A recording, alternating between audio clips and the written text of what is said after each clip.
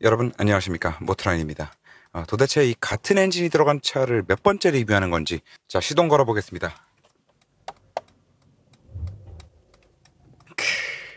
MHEV 마일드 하이브리드가 들어간 벤츠의 직렬 유기통 M256 엔진.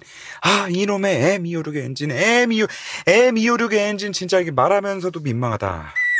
시작해볼까요?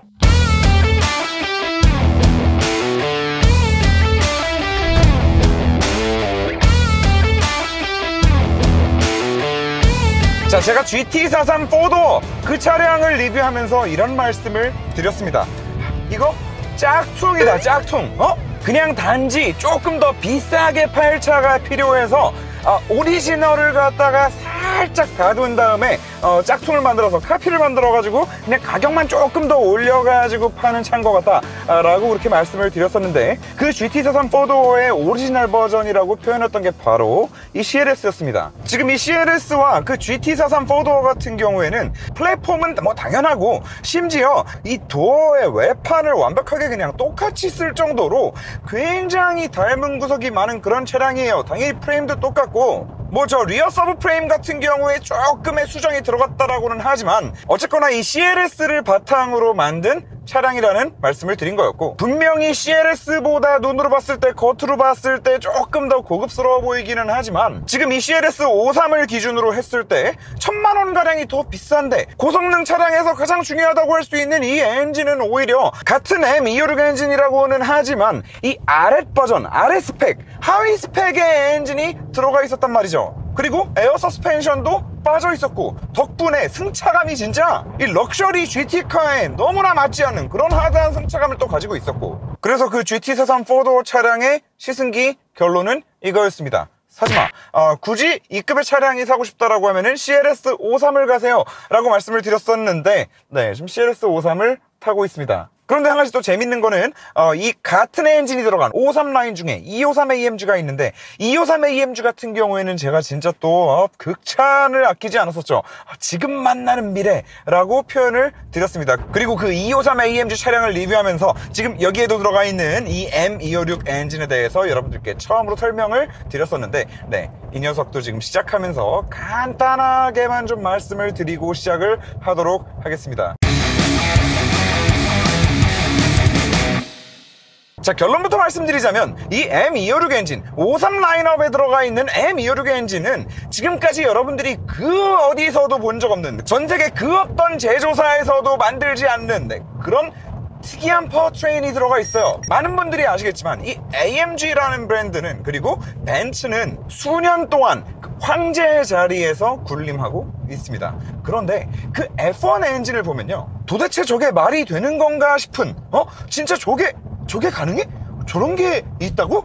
이런 생각이 들 정도로 황당한 메커니즘이 하나 들어가 있는데, 그게 바로 전기 터빈이에요. 전기 터빈. 물론 F1에 사용하는 전기 터빈과 지금 이 녀석에 들어가 있는 전기 터빈이 완벽하게 동일한 메커니즘으로 작동하지는 않지만, 어쨌거나 중요한 건 우리가 원래 알고 있는 그 터보차에 들어가는 터빈이 단순히 이 배기가스의 힘만으로 도는 게 아니라 전기의 힘을 이용해서 구동된다는 거고, 그리고 전기의 힘을 이용해서 터빈을 돌리고 그로 인해서 흡기 쪽 압축 공기를 만들어낸다 라는 거는, 거꾸로 말하면 그 터빈을 가지고 또 전기를 생산해내기도 한다는 겁니다. 네, 소위 말해서 풍력 발전. 아무튼 F1 엔진들이 그런 기술을 사용을 하는데, 그 기술을 벤츠가 양산차로 끌고 내려온 거죠. 그리고 여기 들어가 있는 M256 엔진은 두 가지 스펙이 존재하는데, 43 라인업에 들어가는 M256 엔진은 그 풍력 발전 터빈은 빠져 있어요. 그리고 53 라인업, 지금 이 녀석도 마찬가지고 CLS 53, 253 이런 53 라인업에 들어가는 M256이 바로 그 풍력 발전 시스템, 전기 터빈이 들어가 있는 상위 스펙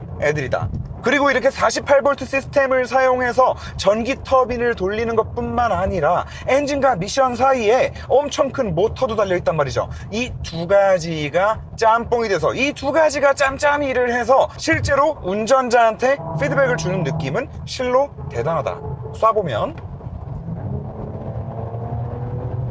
이 차는 분명히 터보 엔진인데 정말 그 어떤 RPM 영역에서도 그 터보차 특유의 힘이 빠지는 구간을 찾을 수가 없어요. 보통 터보차들 같은 경우에 낮은 배기량으로 큰 출력을 만들어내고 싶다 하면은 상당히 큰 사이즈의 터빈들을 사용하게 됩니다. 그래서 큰 사이즈의 터빈들을 사용하게 되면 문제가 뭐냐, 낮은 RPM에서는 배기가스의 힘이 약하기 때문에 소위 말해서 저 RPM에서 허당을 때려요. 허당이 뭐야? 악셀을 밟아도 차가 안 나가는 거야.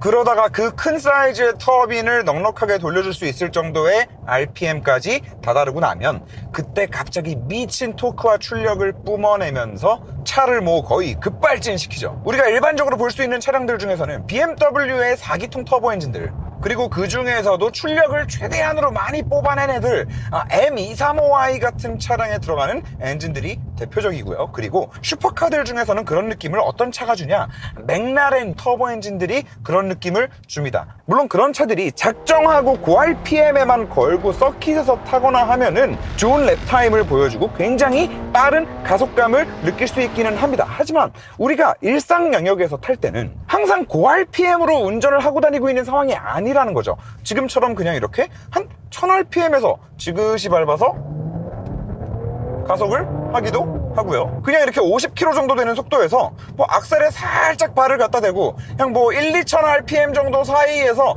차를 그냥 천천히 부드럽게 점진적으로 가속을 하기도 합니다. 그런데 그렇게 밑도 끝도 없이 그냥 터빈 사이즈만 키워서 출력을 올려놓은 그런 터보차들 같은 경우에는 이런 상황에 문제가 생기는 겁니다. 이런 상황에 허당을 치는 거예요. 그리고 6기통 3000cc 터보 엔진을 사용하는 차들 중에서는 M3, M4 같은 경우도 초반에는 허당을 치다가 어느 정도 RPM 4000 이상 뜨고 났을 때 갑자기 급격한 토크와 출력이 쏟아져 나오는 것을 느낄 수 있습니다. 그런데 지금 얘는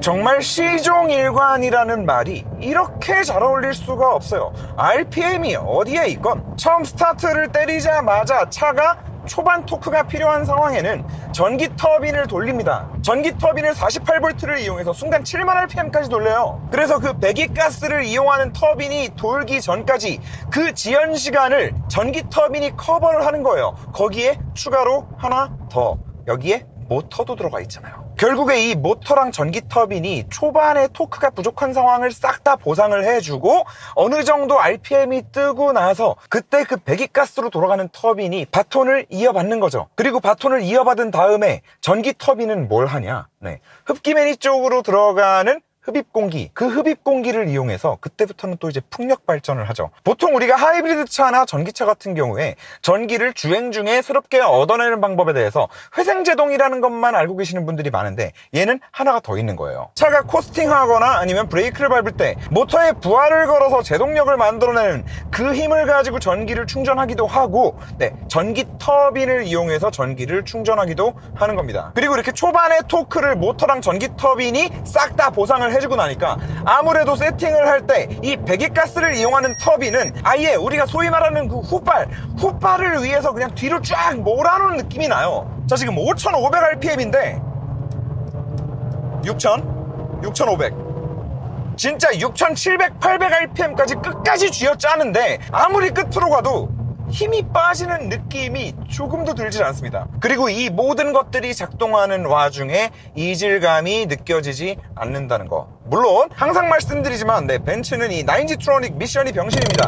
미션이 병신이기 때문에 가끔씩 변속 충격이나 저 RPM에서 악셀을 갑자기 탁 됐을 때 꿀렁거리는 현상이 좀 나오기는 하지만 그거를 제외한 순수히 이 엔진이 작동하는 필링만 느꼈을 때는 진짜 이렇게 부드러울 수가 없고, 거기에 하나 더 추가로 직렬 6기통, 다시 말해서 최종적으로 이 직렬 6기통의 내연기관의 그 필링, 이 부드러운 필링까지 다 더해져서 제가 253AMG 리뷰하면서도 말씀드렸는데 저는 정말 이 엔진 때문에 이 내연기관 엔진의 생명이 조금은 더 연장될 수도 있지 않을까라는 그런 생각을 했어요.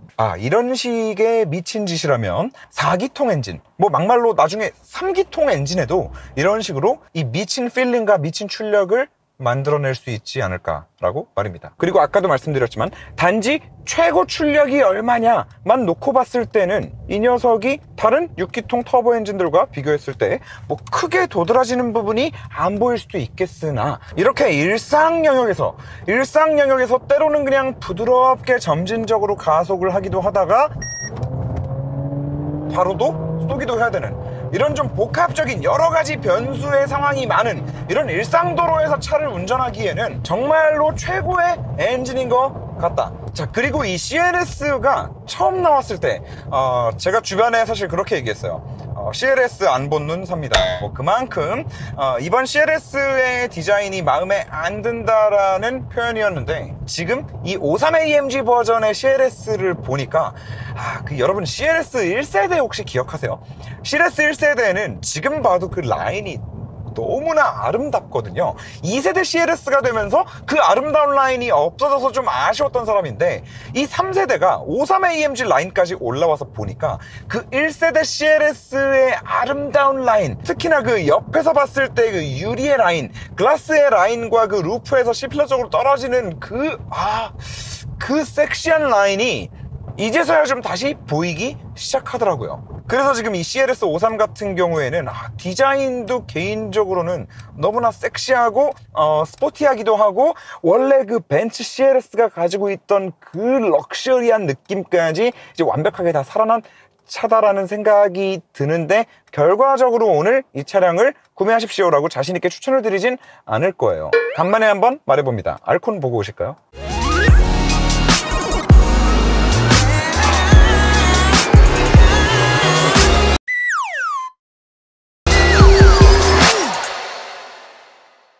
자, 이 대단한 엔진과 굉장히 고급스러운 디자인을 가진 차량임에도 불구하고 그리고 또 거기다가 GT43보다도 1000만 원이나 더 싼 그런 차량임에도 불구하고 자신있게 추천을 드리지 못하겠다고 말씀드리는 이유는 바로 승차감 때문입니다. 제가 253AMG를 타면서 그 양탈륵이라는 말씀을 좀 드렸었어요.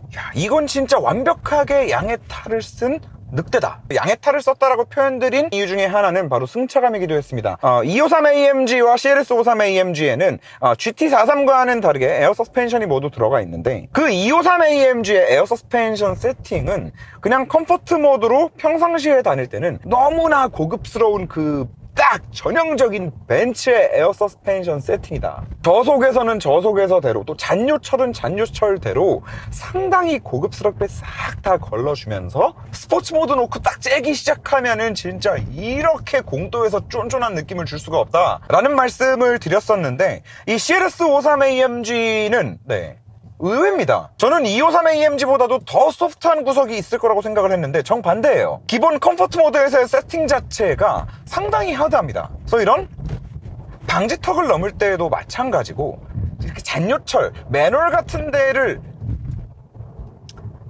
이게 제가 홀이라는 단어에 알러지가 생겨가지고 아무튼 매놀을 지날 때도 마찬가지고 그 253AMG 때 이런 자잘자잘한 요철을 그 특유의 E클래스의 고급스러운 승차감, 그런 승차감을 보여주면서 너무나 고급스럽게 잘 걸러주던 그런 느낌은 여기서는 사실 전혀 찾아볼 수가 없어요.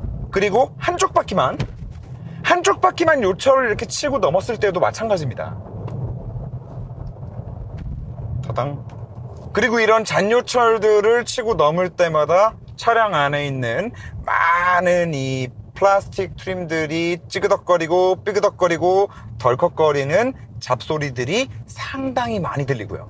그리고 방지턱을 아주 조금만 빠른 속도로 넘어도 이 에어스프링이 범프된 다음에 리바운드 되면서 이렇게 탕 튕겨서 나올 때 있죠. 그때 차량으로 이렇게 탕 하면서 치고 들어오는 그 진동도 탕탕 253AMG랑 비교하면은 상당히 실내로 많이 유입이 됩니다. 그래서 왜 이게 의외냐면 이건 뭐 지극히 개인적인 느낌일 수도 있지만 저 같은 경우에는 이 E클래스와 CLS를 딱 바라봤을 때 CLS가 뭔가 조금 더 럭셔리하고 그리고 E클래스는 아무래도 또 CLS에 비해서 살짝은 또 영하고 좀 스포티한 그런 느낌이 있거든요. 그래서 저는 당연히 와 253AMG가 그렇게 양탈르기였는데 CLS는 어떨까라고 생각을 했는데, 오히려 CLS 같은 경우에는 지금 아예 에어스프링을 사용하지도 않는 그냥 코일오버 쇼크를 사용하는 GT43에 더 가까운 승차감을 가지고 있는 거죠. 뭐 어찌 보면 벤츠에서는 이 CLS를 이 클래스보다도 조금 더 영하고 스포티한 그런 모델로 컨셉을 잡고 있는 게 아닐까라는 생각도 듭니다. 그리고 뭐 고속주행을 할 때도 사실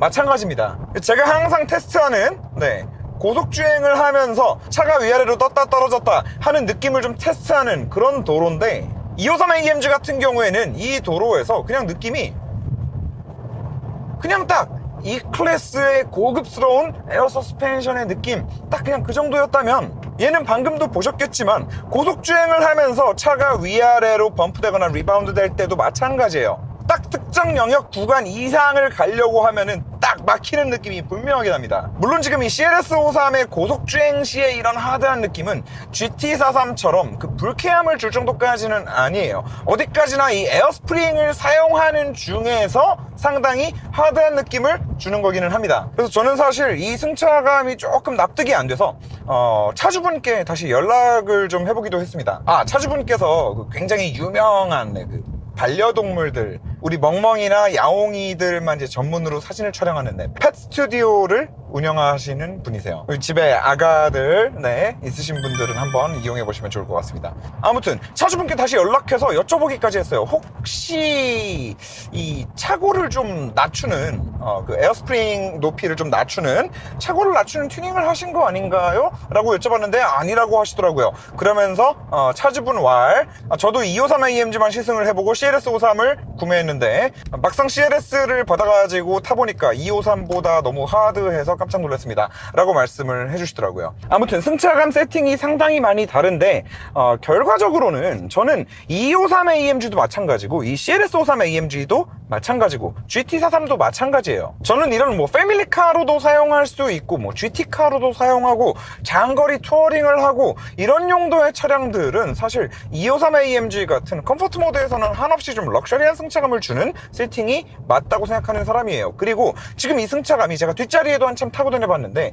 이 뒷자리에서는 이 승차감이 또 이 운전석보다도 더 좀 불쾌하게 다가오더라고요. 그리고 심지어는 이 클래스의 뒷자리가 더 쾌적하다라고 느껴질 정도로 이 CLS의 뒷자리가 사실 그렇게 뭐 안락한 느낌은 아닙니다. 다만 한 가지 예외의 경우가 있을 것 같기는 합니다. 만약에 나는 어차피 혼자 타고 다니거나 여자친구 아니면은 와이프랑 둘이서만 타고 다니는 경우가 많다. 뒷자리는 어차피 그냥 짐칸으로 쓴다. 그리고 고속주행을 할 때 에어 서스펜션이 주는 그런 좀 럭셔리한 승차감을 얘도 어느 정도 가지고 있기만 하다면, 뭐 저속에서 좀 이런 잔요철을 못 걸러주는 뭐 그 정도는 나는 이 디자인 하나만 보고 좀 감수할 수 있겠다라고 하시는 분들한테는 얼마든지 또 추천드릴 수도 있는 그런 차량이 아닐까 싶습니다.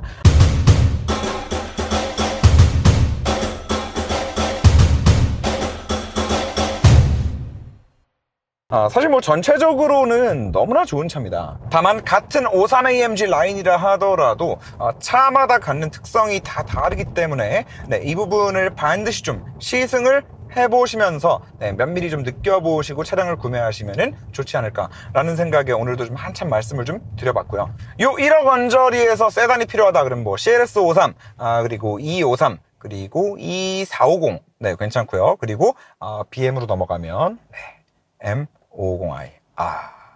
M550i는 또 이제 이 녀석은 사실 좀 이런 하이테크적인 감성을 느낄 수 있는 차량이라고 하면은 걔는 또 V8 8기통의 그 좀 약간 좀 더러우면서도 그 오로지 기름을 퍼붓고 다녔을 때 나올 수 있는 그 감성, 그 감성을 느낄 수 있는 차량이라는 점에 있어서 또 추천드릴 수 있는 차량이 될 것 같고요. 그리고 마지막으로 제가 이 차 리뷰를 이제 한다고 말씀을 드렸더니 요즘에 좀 핫하죠. 그 벤츠의 마일드 하이브리드 시스템들이 문제가 좀 많습니다. 그런데 사실 그게 이번에 이제 2350 모델 4기통 MHEV 차량이 나오면서 이제 팔린 대수가 많다 보니 보니까 이제 크게 이슈가 좀 되기 시작하는 것 같은데, 원래도 이슈가 있었어요. 원래도 253AMG의 초창기 버전 때부터도 문제가 있었습니다. 그런데 이게 지금 조금 구분되어서 설명이 돼야 될 것 같아요. 지금 현재 이 M256 엔진이 들어간 6기통 MHEV 차량들 같은 경우에는 한국은 뭐 이제 국토부나 뭐 벤츠나 다들 이제 뭐 가이드라인도 제대로 없고 뭐 다들 양심도 제대로 없고 뭐 이러다 보니까 뭐 대충 하는데, 이제 미국이나 일본의 리콜 사례를 좀 보면 이 M256 엔진에서 나오는 그 시동 꺼짐 문제 있죠. 이 6기통 MHEV 차량들에서 나오던 시동 꺼짐 문제는 단순히 이제 소프트웨어 문제였던 게 아닌가라고 생각이 듭니다. 지금 NHTSA에 이 6기통 MHEV 차량들 소프트웨어 업데이트 관련 리콜이 한번 쭉 떴었거든요. 네, 그런데 지금 한국은 안 보이더라고요. 그리고 그 2350 같은 경우에는